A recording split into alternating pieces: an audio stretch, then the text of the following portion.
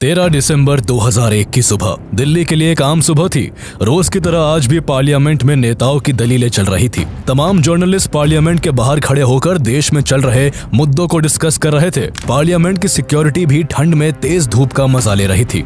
हर चीज रोज की तरह नॉर्मल चल रही थी। किसी को नहीं पता था कि आज लोकतंत्र के मंदिर में कुछ बड़ा होने वाला है, इतना बड़ा कि पूरे देश में हड़कंप मचने वाला था। आने वाले पल से अनजान पार्लियामेंट के अंदर दोनों भवन में ताबूत घोटालों को लेकर सरकार और विपक्षी पार्टियों के बीच तीखी बहस चल रही थी। तर्कों के साथ शुरू हुई संसद की कार्यवाही अब जोरदार हंगामे में बदल चुकी थी। स्थिति को बेकाबू होता देख स्पीकर 40 मिनट के लिए सदन को पोस्टपोन कर देते हैं, जिसके बाद प्राइम मिनिस्टर अटल बिहारी वाजपेयी और लोकसभा में ऑपोजिशन की लीडर सोनिया गांधी का काफिला अपने सरकारी आवास की ओर निकल पड़ता है। कई बड़े मंत्री और लीडर घर चले जाते हैं, पर अभी भी पार्लियामेंट के अंदर कई बड़े मिनिस्टर्स मौजूद थे, जिनमें होम मिनिस्टर लाल कृष्ण आडवाणी और सुषमा स्वराज समेत 200 से अधिक मेंबर्स शामिल थे। संसद में मौजूद सभी मेंबर्स में कोई अभी भी सदन में बैठकर अपने कलीग से डिस्कशन कर रहा था, तो कोई कैंटीन और लाइब्रेरी में वक्त गुजार रहा था। किसी को आने वाले पल की जरा भी भनक नहीं थी। इन्हीं सबके बीच वाइस प्रेसिडेंट कृष्णकांत जी भी संसद को छोड़कर अपने सरकारी आवास की ओर निकलने के लिए तैयार थे। उनके इंतजार में बिल्डिंग के गेट के बाहर कई गाड़ियां लाइन से खड़ी थी। संसद के गार्ड्स की नजर वाइस प्रेसिडेंट कृष्णकांत जी की ओर थी, जो गेट नंबर 11 की ओर तेजी से बढ़ रहे थे। कृष्णकांत जी को आता देख सभी गार्ड्स अपनी अपनी पोजीशंस ले लेते हैं, लेकिन तभी 11:40 पर एक सफेद रंग की एम्बेसडर कार तेजी से पार्लियामेंट के अंदर आती हुई दिखाई देती है। वैसे तो किसी आम गाड़ी या इंसान का बिना परमिट पार्लियामेंट के अंदर आना मना है। पार्लियामेंट तक आने के लिए कई जगह चेक पॉइंट्स बने हुए हैं, लेकिन चालाकी और छल की मदद से गाड़ी आसानी से पार्लियामेंट की दहलीज को लांघ गई। इजी एंट्री के लिए गाड़ी के ऊपर लाल रंग की बत्ती लगी थी। साथ ही गाड़ी के विंडशील्ड पर होम मिनिस्ट्री का स्टिकर लगाकर वीआईपी एंट्री ली गई थी। संसद के अंदर आने तक किसी ने इस गाड़ी पर शक नहीं किया, लेकिन जब गाड़ी पार्लियामेंट के अंदर घुसते ही अपनी स्पीड को और तेज कर गेट नंबर 1 की ओर तेजी से बढ़ने लगती है, तो सीआरपीएफ कांस्टेबल कमलेश कुमारी ने गाड़ी को तेजी से बढ़ता देख कुछ अनयूजुअल नोटिस किया। कमलेश कुमारी ने हाल ही में पार्लियामेंट की सिक्योरिटी के लिए काम करने वाली ब्रावो कंपनी को ज्वाइन किया था। जिस वक्त गाड़ी पार्लियामेंट में एंट्री लेती है, तब कमलेश कुमारी सिक्योरिटी राउंड के लिए निकली थी। गाड़ी की रफ्तार और डायरेक्शन को देखकर उन्हें थोड़ा शक हुआ। अपने शक को कंफर्म करने के लिए कमलेश कुमारी ने foreign watch and watch staff JP Yadav को गाड़ी को रोककर चेक करने को कहा, लेकिन गाड़ी इतनी रफ्तार में थी कि उसे रोक पाना मुश्किल था, जिस कारण कमलेश कुमारी गाड़ी को रोकने के लिए उसकी तरफ भागी और अपने आर्म्स को खोलकर उसे रोकने की कोशिश करने लगी। गाड़ी में बैठे आतंकियों को यह देखकर कुछ समझ नहीं आया और कंफ्यूजन में गाड़ी वाइस प्रेसिडेंट के कॉन्वॉय से टकरा गई। इस वक्त तक वाइस प्रेसिडेंट कृष्णकांत जी बाहर आते आते किसी काम की वजह से वापस पार्लियामेंट के अंदर चले गए थे। वाइस प्रेसिडेंट के कॉन्वॉय से टकराने के बाद गाड़ी पार्लियामेंट के ही एक गार्डन में जाकर रुक गई, जहाँ एक गार्डनर मौजूद था। खुद को बचाने के लिए वो वही पास में ही छुप गया, लेकिन गाड़ी में मौजूद आतंकियों ने उसे देख लिया था, जिस कारण वो जैसे ही गाड़ी से बाहर निकले, उन्होंने सबसे पहले कमलेश कुमारी और फिर गार्डनर देशराज को अपना निशाना बनाया। सभी टेररिस्ट के पास AK-47 राइफल्स, ग्रेनेड लॉन्चर्स और हैंडगन मौजूद थी। इनकी तैयारी से अनजान जेपी यादव भी उन्हें रोकने के लिए उनकी ओर बढ़े, लेकिन जेपी यादव भी खुद को बचाने में असमर्थ रहे और अपनी जान गंवा दी। हालांकि अपने साहस का परिचय देते हुए इन्होंने अपनी आखिरी सांस लेने से पहले पार्लियामेंट के इमरजेंसी अलार्म को बजाकर सभी को चेतावनी दे दी थी, जिस कारण पार्लियामेंट में मौजूद सभी सिक्योरिटी पर्सनल्स हरकत में आ गए। प्लान में शामिल हर आतंकी के पास एक बैकपैक मौजूद था, जिसमें ग्रेनेड्स के साथ कई तरह के हथियार मौजूद थे। अटैक करने के बाद आतंकियों का पहला टारगेट पार्लियामेंट की लॉबी में एंट्री कर सभी सांसदों को हॉस्टेज बनाने का था, जिसके लिए उन्होंने लगातार हवाई फायरिंग करनी शुरू कर दी। पूरा पार्लियामेंट गोलियों की तड़तड़ाहट से सहम उठा। संसद में मौजूद मेंबर्स को बाहर की आवाज तो सुनाई दे रही थी, पर कोई इन्फॉर्मेशन न होने के कारण उन्हें बाहर का हंगामा हमेशा की तरह विपक्षी पार्टी का प्रोटेस्ट लगा। लेकिन वो वक्त दूर नहीं था जब सभी सभी मेंबर्स के बाहर की सिचुएशन को जानने के बाद होश उड़ने वाले थे। ये वही वक्त था जब संसद में मौजूद parliamentary affair minister Pramod Mahajan के फोन की घंटी बजती है। फोन को उठाते ही प्रमोद महाजन के होश उड़ जाते हैं। 2 मिनट के लिए तो उन्हें विश्वास ही नहीं होता कि पार्लियामेंट पर अटैक हुआ है, वो भी टेररिस्ट अटैक। इन्फॉर्मेशन मिलते ही प्रमोद महाजन सभी मेंबर्स को अटैक की खबर देते हैं, जिसके बाद संसद में हंगामा मच जाता है। हर कोई डर से सहमा हुआ होता है। पार्लियामेंट की सिक्योरिटी में लगी पार्लियामेंट सिक्योरिटी सर्विसेज अपना पहला कदम उठाते हुए बिल्डिंग की सभी खिड़कियों और दरवाजों को बंद कर देते हैं।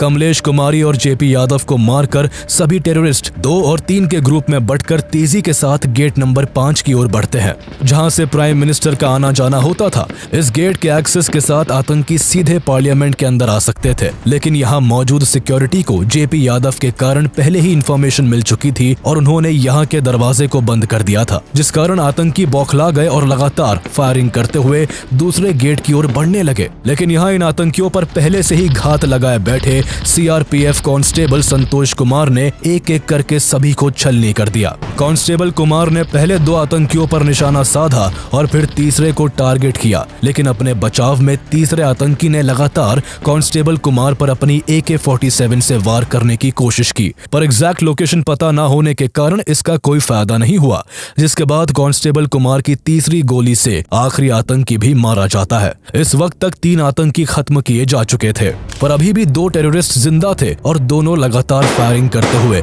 अलग अलग गेट्स की ओर बढ़ रहे थे। लेकिन जब दोनों ने देखा कि पार्लियामेंट के सभी दरवाजे बंद हो चुके हैं, तो इनमें से एक ने दूरदर्शन केबल की मदद से पार्लियामेंट के फर्स्ट फ्लोर पर क्लाइम करने की कोशिश की, लेकिन इस कोशिश को जवानों ने गोली मारकर नाकाम कर दिया। पर गोली लगने के बाद भी यह आतंकी हार नहीं माना और वापस से उठकर पुलिस वालों की तरफ ग्रेनेड फेंककर गेट नंबर 5 की ओर जाने लगा, पर पुलिस के लगातार फायरिंग के कारण गेट नंबर 5 पर पहुंचने से पहले ही इसकी मौत हो गई। लेकिन अभी भी संसद पर वार करने वाला आखिरी आतंकवादी बचा हुआ था। इसे अंदाजा था कि इसका यहाँ से सही सलामत निकलना नामुमकिन है। पार्लियामेंट के अंदर जाने के भी सभी रास्ते बंद थे, जिस कारण गुस्से में इसने पार्लियामेंट के मेन एंट्रेंस गेट नंबर 1 की ओर रुख किया और वहाँ ज्यादा से ज्यादा डैमेज करने के लिए खुद को बम से उड़ा लिया। चारों ओर धुआं और इंसान की जलने की गंध फैल गई थी। हर कोई डरा हुआ था। मीडिया हर खबर को लगातार टेलीकास्ट कर रही थी। मीडिया के भी कई लोगों को चोटें आई थी। 5वें आतंकी के मरने के बाद भी पुलिस और पार्लियामेंट सिक्योरिटी सर्विस की यूनिट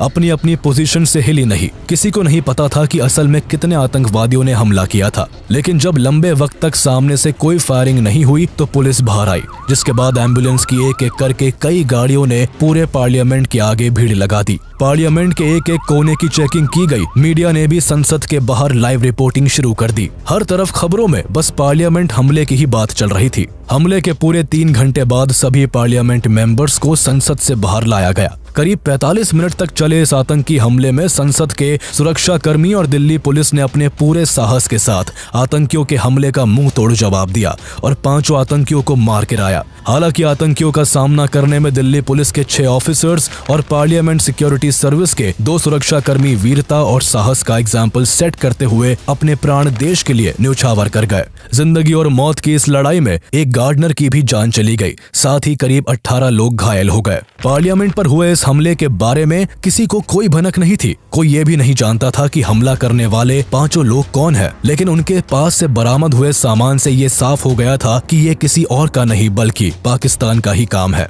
सभी टेररिस्ट के पास मौजूद बैग्स में अच्छी मात्रा में ड्राई फ्रूट्स मिले, जो इन्होंने सांसदों को हॉस्टेज बनाने के बाद के लिए रखे थे। इनका मकसद पार्लियामेंट के अंदर बैठकर हॉस्टेजेस के जरिए भारत सरकार से अपनी डिमांड को मनवाने का था। इन्वेस्टिगेशन में इनके द्वारा लाई गई एम्बेसडर कार में करीब 30 किलो एक्सप्लोजिव मिला, जिससे ये साफ हो गया था कि ये गाड़ी को पार्लियामेंट के अंदर लेकर जाने वाले थे और वहाँ इन एक्सप्लोजिव्स का इस्तेमाल करते। आतंकवादियों ने इस अटैक को भले ही 13 दिसंबर 2001 को अंजाम दिया था, लेकिन इस अटैक की प्लानिंग काफी समय पहले से चल रही थी। दरअसल 24 दिसंबर 1999 को इंडियन एयरलाइंस फ्लाइट 814 को आतंकवादियों ने हाईजैक कर लिया था, जिसके बाद प्लेन को दिल्ली की जगह अफगानिस्तान ले जाया गया।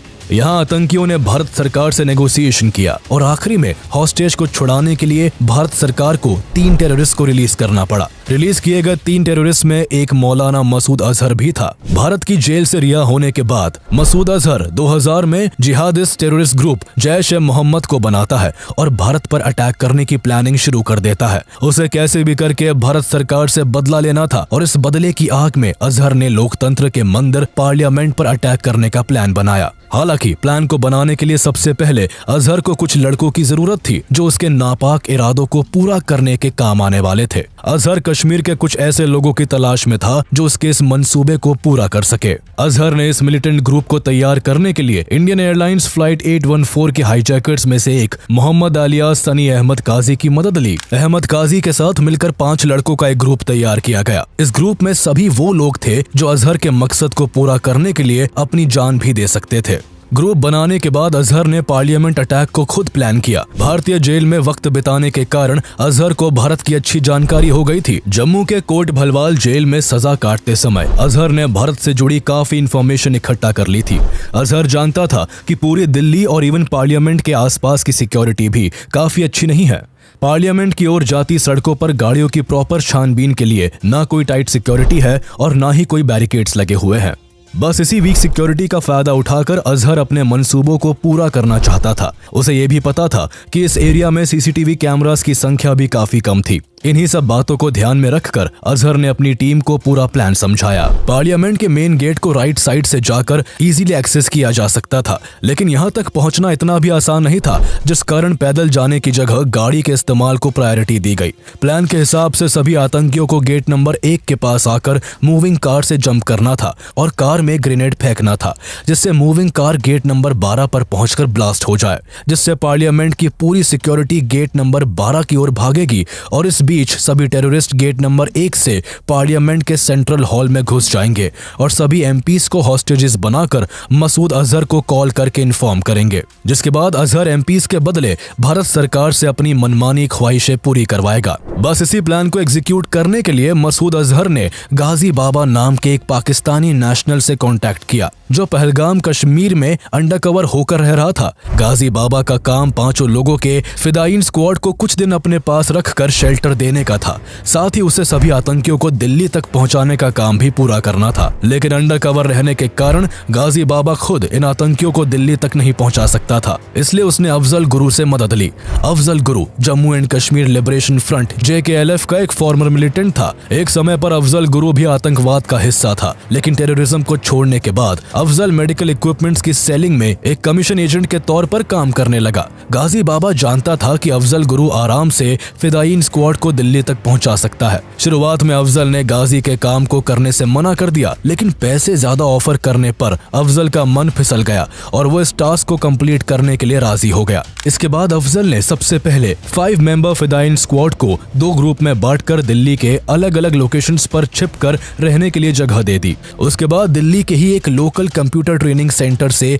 सभी के लिए फेक आइडेंटिटी कार्ड्स बनवाए गए। अब प्लान को एग्जीक्यूट करने के लिए इन्हें एक गाड़ी की जरूरत थी, जिस कारण सभी ने करोल बाग जाकर वहां से एक व्हाइट एम्बेसडर कार को खरीद लिया। साथ ही कश्मीरी गेट से एक रेड बीकन भी खरीदी, जिसके इस्तेमाल से अटैक वाले दिन सभी चेक पॉइंट्स को इजीली पार किया जा सकता था। अटैक से पहले कई दिनों तक सभी ने प्लानिंग की और अटैक से एक हफ्ता पहले सभी दिल्ली के होलसेल स्पाइस मार्केट खारी बाउली को विजिट करते हैं। अफजल ने यहाँ से काफी मात्रा में ड्राई फ्रूट्स खरीदे, जिनका इस्तेमाल हॉस्टेज की सिचुएशन में किया जाना था। ड्राई फ्रूट भी था, खाने वगैरह थे। इसके बाद सभी ने ब्लैक मार्केट से कई केमिकल्स भी परचेज किए, जिसके इस्तेमाल से एक्सप्लोजिव्स बनाए जा सकते थे। पूरी प्रिपरेशन खत्म होने के बाद सभी अपना आखिरी मील लेने के लिए ओल्ड दिल्ली के एक फेमस रेस्टोरेंट को विजिट करते हैं, जहां सभी पेट भरकर मटन और कबाब खाते हैं। ये मील इनकी लाइफ का आखिरी मील भी हो सकता था, जिस कारण अफजल सभी को जितना मन करे उतना खाने को कहता है। बस इसी दिन के बाद सभी अपनी मौत को दावत देने के लिए 13 दिसंबर को फुल प्रिपरेशन के साथ पार्लियामेंट पर अटैक करने के लिए निकल जाते हैं। पर अफसोस, संसद को तबाह करने का इनका मकसद केवल मकसद ही बनकर रह जाता है। अटैक के बाद जहां एक तरफ पुलिस की इन्वेस्टिगेशन चल रही थी, लोग अरेस्ट हो रहे थे, तो वहीं दूसरी ओर भारत सरकार भी ईंट का जवाब पत्थर से देने के लिए तैयार हो रही थी। अपने देश पर ऐसा हमला होता देख भारत आखिर कैसे चुप बैठ सकता सकता था। अटैक के कुछ समय बाद ही अटल बिहारी वाजपेयी लाइव आकर इस बात की अनाउंसमेंट करते हैं कि भारत के लिए आतंकवाद एक बड़ी चुनौती है और अगर दुश्मन हम पर वार करता है तो हम भी जवाब देने के लिए तैयार है। संसद भवन के बाहर आतंकवादियों की पड़ी हुई लाशें, उनका पाकिस्तानी होने का सत्य हमने पहले भी कहा था और फिर दोहरा रहे हैं कि आतंकवाद का खात्मा हम अपने बल पर करेंगे। पीएम की इस शॉर्ट स्पीच के साथ ही होम मिनिस्टर एल.के. आडवाणी ने भी साफ शब्दों में कहा था कि भारतीय संसद को चोट पहुंचाने का काम पाकिस्तानी टेररिस्ट ऑर्गेनाइजेशन लश्कर-ए-तैयबा और जैश-ए-मोहम्मद ने एक साथ मिलकर किया है और ये ऑपरेशन पाकिस्तान की ISI के गाइडेंस में किया गया है। अटैक करने वाले 5 टेररिस्ट पाकिस्तान के रहने वाले हैं। भारत इस अटैक को हल्के में नहीं लेगा और दुश्मन को मुंह तोड़ जवाब दिया जाएगा। इसके बाद जल्द ही इंडियन आर्मी को पाकिस्तान की सीमा की ओर मोबिलाइज किया जाने लगा और अटैक के 2 दिनों के बाद ही भारत ने 15 दिसंबर 2001 को ऑपरेशन पराक्रम लॉन्च कर दिया। भारतीय सेना ने ballistic missile, tank, motor, artillery और 5 लाख से अधिक सैनिकों को पाकिस्तानी सीमा पर तैनात कर दिया। पूरी दुनिया में न्यूज फ्लैश होने लगी कि भारत पाकिस्तान पर अटैक करने वाला है। सभी देशों की भारत के एक-एक कदम पर नजर थी। हर कोई भारत के अगले एक्शन का वेट कर रहा था। इस ऑपरेशन को लॉन्च करने के लिए भारत इतना सीरियस था कि 10 महीनों के लिए सभी आर्मी अफसरों और सैनिकों की छुट्टियों को रद्द कर दिया गया। भारत तैयार था। हालात नाजुक बने हुए थे। किसी भी वक्त भारतीय सेना LOC क्रॉस कर पाकिस्तान पर हमला कर सकती थी, लेकिन तभी कुछ ऐसा होता है जिसने पूरे ऑपरेशन की दिशा ही बदल जाती है। दरअसल इस बीच पाकिस्तानी प्रेसिडेंट जनरल परवेज मुशर्रफ का एक बयान सामने आता है जिसमें कहा जाता है कि पाकिस्तान अपनी ओर से आतंकी गतिविधियों को बढ़ावा नहीं देगा। परवेज मुशर्रफ के स्टेटमेंट के साथ ही पाकिस्तान में 6 टेररिस्ट ऑर्गेनाइजेशंस को बैन कर दिया जाता है। दरअसल परवेज मुशर्रफ ने इस तरह का बयान सिर्फ इसलिए दिया था जिससे इंटरनेशनली भारत पर प्रेशर पड़े और वो वॉर को रोक दे। मुशर्रफ के बयान से ऐसा लगा जैसे वो भारत से वॉर नहीं बल्कि दोस्ती चाहता है, लेकिन आने वाले सालों में ये बात भी गलत साबित हुई। मुशर्रफ के स्टेटमेंट के बाद भारत पर वॉर को रोकने का प्रेशर बना हुआ था, जिस कारण वॉर की पूरी तैयारी होने के बाद भी पाकिस्तान की सोची समझी चाल के कारण भारत को वॉर रोकना पड़ा। जिसके बाद अटल बिहारी वाजपेयी ने एक स्टेटमेंट रिलीज करते हुए वॉर पर क्लैरिटी देते हुए कहा कि भारत पाकिस्तान पर कोई अटैक नहीं करेगा। पीएम के स्टेटमेंट के साथ ही सेना को अपना कदम रोकना पड़ा और फाइनली अक्टूबर 2002 में भारत की ओर से ऑपरेशन पराक्रम की समाप्ति की घोषणा की गई। इस ऑपरेशन के जरिए पाकिस्तान को इतना तो समझ में आ गया कि भारत आतंकवाद को ना शरण देता है और ना सहता है, फिर चाहे उसके लिए जंग ही क्यों ना करनी पड़े। भारत ने पाकिस्तान पर अटैक तो नहीं किया, लेकिन भारत के लिए पार्लियामेंट अटैक में जिम्मेवार हर एक मुजरिम को सजा देना जरूरी था। भारत के पार्लियामेंट पर अटैक की खबर पूरी दुनिया में आग की तरह फैल चुकी थी। हमला बड़ा था, इसलिए इन्वेस्टिगेशन भी बड़े लेवल पर शुरू की गई। दिल्ली पुलिस इस घटना की डिटेल इन्वेस्टिगेशन शुरू करती है। सबसे पहले पार्लियामेंट के हर एक एरिया को एग्जामिन किया जाता है। उसके बाद अटैक के लिए इस्तेमाल की गई कार के बारे में पता लगाया जाता है। कार के साथ प्रूफ के तौर पर पुलिस के पास आतंकियों के फोन भी मौजूद होते हैं, जिनमें पड़े सिम पुलिस के लिए बेहद मददगार साबित होते हैं। सिम और गाड़ी की बदौलत जल्द ही जैश-ए-मोहम्मद के 4 आतंकवादियों को पोटा कानून के तहत गिरफ्तार कर लिया जाता है। इन 4 लोगों में अफजल गुरु, उसका चचेरा भाई शौकत हुसैन गुरु, शौकत की पत्नी अफजान गुरु और DU के प्रोफेसर SAR गिलानी शामिल होते हैं।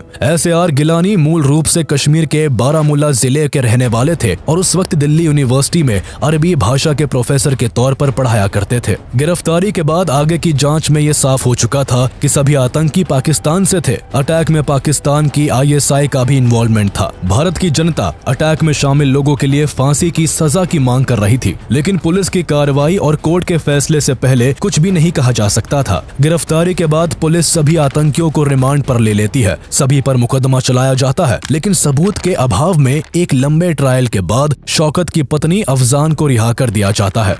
वहीं बाकी तीनों को दिल्ली के पोटा कोर्ट में फांसी की सजा सुनाई जाती है। वहीं 2003 में इस हमले के मास्टरमाइंड और जैश-ए-मोहम्मद के कमांडर इन चीफ गाजी बाबा को BSF ने श्रीनगर के नूर बाग इलाके में मार गिराया। पोटा कोर्ट से फांसी की सजा मिलते ही तीनों लोग दिल्ली हाई कोर्ट में चैलेंज करते हैं। गिलानी का केस उस समय सबसे फेमस और महंगे एडवोकेट राम जेठमलानी लड़ते हैं। इसका केस लड़ने के पीछे इस केस की पॉपुलैरिटी थी। अटैक के बाद गिलानी दिल्ली में काफी पॉपुलर हो चुका था। कई लोग गिलानी को सपोर्ट कर रहे थे, जिसके बाद 2003 में सबूतों के अभाव में गिलानी को भी छोड़ दिया जाता है। हालांकि शौकत और अफजल की फांसी अभी भी बरकरार थी, लेकिन बाद में सुप्रीम कोर्ट शौकत की फांसी की सजा को 10 साल की कठोर सजा में बदल देता है। वही अफजल गुरु को इस घटना का मुख्य आरोपी मानते हुए 20 अक्टूबर 2006 को फांसी की सजा देना तय किया गया। सुप्रीम कोर्ट के आदेश के बाद 20 अक्टूबर 2006 को अफजल गुरु को फांसी दी जानी थी। फांसी की तैयारियां पूरी की जा चुकी थी, पर फांसी से 7 दिन पहले इस घटना में एक रोचक मोड़ आता है। अफजल की फैमिली दिल्ली आकर प्रेसिडेंट APJ अब्दुल कलाम से मिलती है। इस मुलाकात से काफी चिंगारियां उठती है। मीडिया हर एक छोटी चीज को कवर करती है। शहीदों के परिवार इस मुलाकात से सख्त नाराज थे, जिस कारण स्थिति हाथ से निकल रही थी। लोग इस कदर भड़क उठे थे कि हमले में शहीद हुई कमलेश देवी के परिवार वाले अशोक चक्र लौटाए जाने की बात भी सामने रखते हैं। अफजल के परिवार वाले प्रेसिडेंट से मर्सी पिटीशन की गुहार लगाते हैं। इन सभी चीजों के चलते कलाम कोई कदम नहीं उठाते और अफजल के परिवार वालों की मुलाकात खराब जाती है। इसके बाद कई सालों तक अफजल की फांसी को लेकर मामला लटका रहता है, लेकिन 2013 में फांसी से केवल कुछ दिन पहले 3 फरवरी को प्रेसिडेंट प्रणब मुखर्जी अफजल की मर्सी पिटीशन को रिजेक्ट कर देते हैं, जिसके बाद फाइनली 9 फरवरी 2013 को सुबह 8 बजे अफजल गुरु को फांसी दे दी जाती है। अफजल की मौत के साथ ही पार्लियामेंट अटैक के सभी दोषियों को सजा दी जा चुकी थी। हालांकि इतनी सुरक्षा होने के बाद भी 5 आतंकवादियों का पार्लियामेंट पर अटैक करना एक बड़ा इंटेलिजेंस फेलियर था। इस हमले के बाद भारत को अपनी सुरक्षा को पुख्ता करने के लिए मजबूर होना पड़ा। पार्लियामेंट की सुरक्षा को और सख्त किया गया। अब पार्लियामेंट में अंदर जाने के लिए हर व्यक्ति को पहले से अधिक जांच से गुजरना पड़ता है। इस हमले के लिए दिल्ली के अंदर ही बैठकर कई लोग महीनों से प्लानिंग कर रहे थे, लेकिन इंडियन इंटेलिजेंस एजेंसी इस हमले को भांप नहीं सकी। ये बेहद अफसोसजनक था।